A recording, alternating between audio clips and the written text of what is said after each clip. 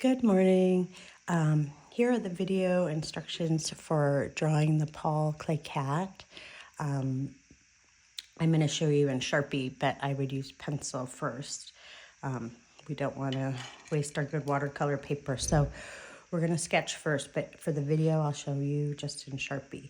I'm going to do it a little differently than what I have up on the slide, just because I found this is easier for me. So I'm going to start with the cat's eyes.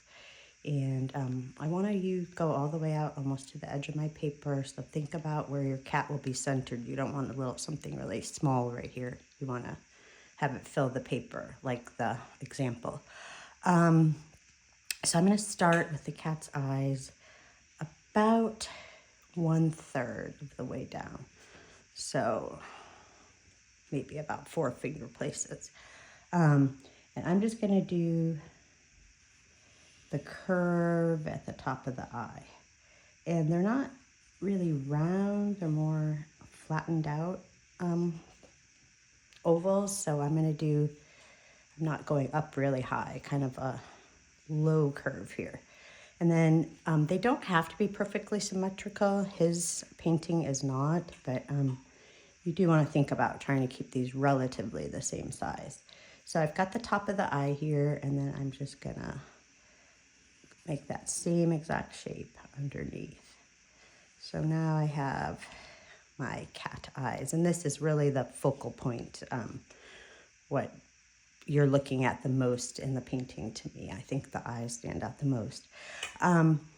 So I've got my eyes, and then I'm going to make this other shape similar to these, almost looks like a little seed. And I'm going to go this way down to shape the nose. Now you want to leave room at the bottom for the chin. So don't go all the way to the bottom, but another kind of pointy oval shape.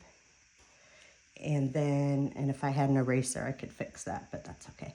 And then the bottom of the nose is a little heart. So I'm just going to do this little 2-bumped line to turn that into a heart.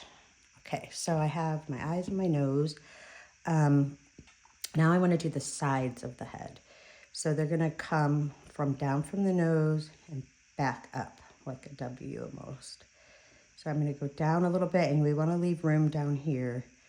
So I'm going to go back up, and then I want to connect to the side of that head there. And the same thing here. Go back up, connect to the side of the head.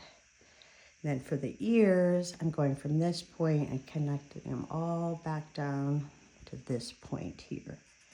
And back up. Same thing on the other side. Okay. Now here, this is the cat's chin. You can see this is a little uneven if I had an eraser. But anyway, I've also had some kids make this into like the tongue sticking out. So, I mean, that's really up to you. But in the original, it's like that. So this could be if you make it a little longer, it could be like a chin. But if you wanted to do the cat tongue, you could just do more of a U shape there.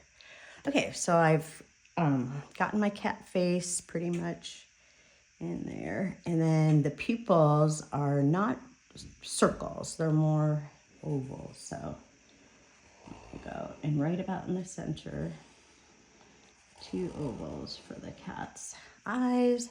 And then the whiskers come right out from this heart and kind of point downward. But again, you can do the whiskers however you want. So I'm going to just kind of go with how the original looks and make my 3 whiskers going down like that. So I've got my cat face now. Looks pretty good. So now I'm going to go up here with our little bird. And this is almost just like a child's drawing, how you would maybe learn to do a fish when you were younger. But so I'm going to just make a little diagonal line like that. And then I'm going to loop down and back around for the body of the bird like that.